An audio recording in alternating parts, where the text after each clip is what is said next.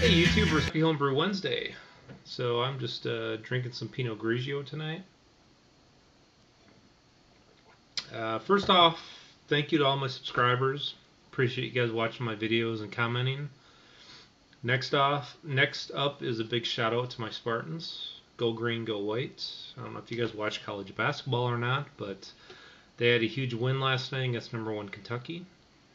So they will be the new #1 team in the nation. Very proud of them. Now, if you guys saw my last video, you guys saw that I did a 11-gallon batch of my Centennial Blonde Ale, and I split that into two different fermenters. As I showed you guys, I did a 1.75 liter starter, did half into one fermenter, half into the other one. That's what my Mr. Beer called for as far as the size of the starter. And you guys will let me flip over to that coverage real quickly, and then you guys can see how it turned out so far and what I did with it. Alright, here are my two batches I did last weekend.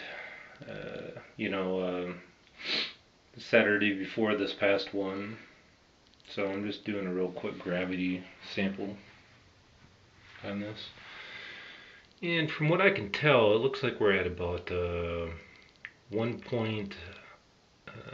I would say probably about 1.007.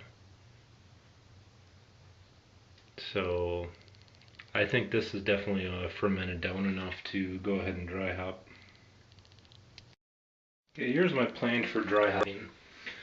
I'm going to do 1 ounce of Cascade and Centennial in this one.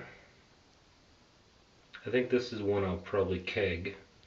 And then I'm going to do 0.8 ounces of Centennial and 1.8 ounces of Cascade. And these are the ones I grew this year that have been sitting in my freezer, so I figured maybe I'll give these a shot and dry hop with them, see how it turns out. And then here's the sample I just pulled.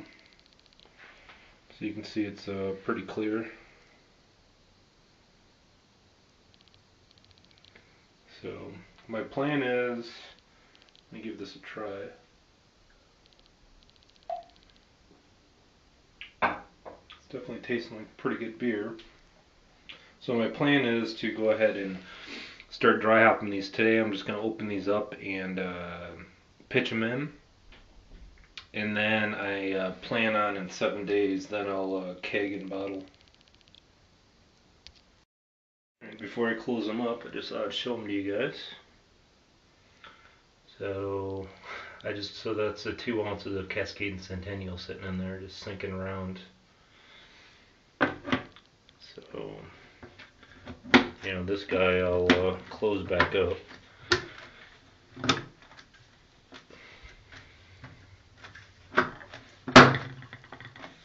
Alright, so that one's done, and then here is the, let me look again.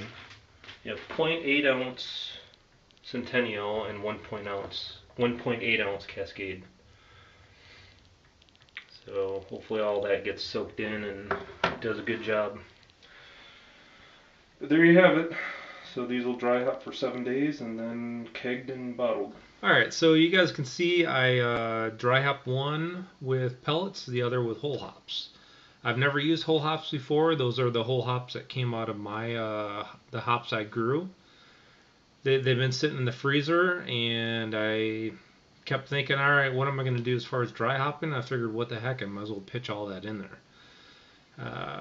So I took a gravity reading of the one I'm going to keg, and that's about where it needs to be, so that's why I went ahead and dry hopped it. And what I think I'm going to do tomorrow is I will probably go ahead and pull a sample of the other one that I'm going to bottle. Double check the gravity. I don't think it's going to drop any more than that. And I just want to taste it and see how the whole hops are doing. If I don't feel like the whole hops are imparting very much flavor, I'm going to go ahead and chuck a couple ounces of Centennial in there, because I probably have 3 or 4 ounces of Centennial left over from previous brews.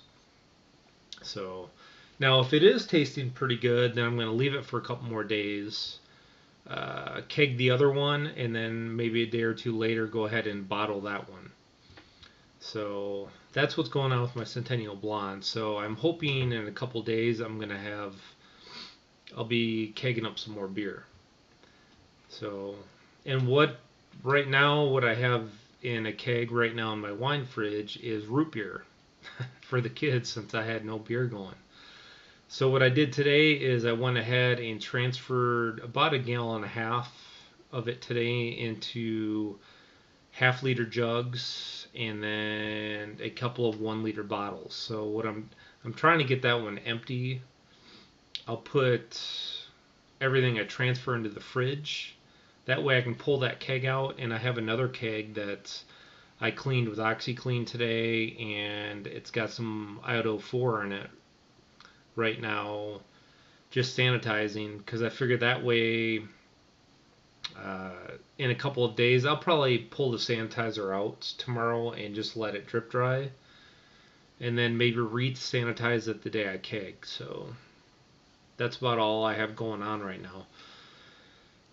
I'm hoping if my wife frees up some funds next month, I plan on doing either a 11-gallon batch of my oatmeal stout, which I'm dying to do again, or I just created a black IPA recipe that I would love to do because I've never done a black IPA before, and the ones I've tried so far I've really enjoyed, so it'd be pretty cool to brew one of those up. So other than that, I don't have a whole lot. I showed you guys the dry hopping. You guys saw my video last week of my brew day. Other than that, I really don't have a whole lot going on, so I'm going to keep this Homebrew Wednesday video nice and short. So happy Homebrew Wednesday, guys. I will talk to you guys next week. And if I do happen to keg in the next couple days, maybe I'll throw that into a Beer Fun Friday video, which I haven't done in a while. So if not, I'll put that in my video next week. So you guys have a good rest of the week. Cheers.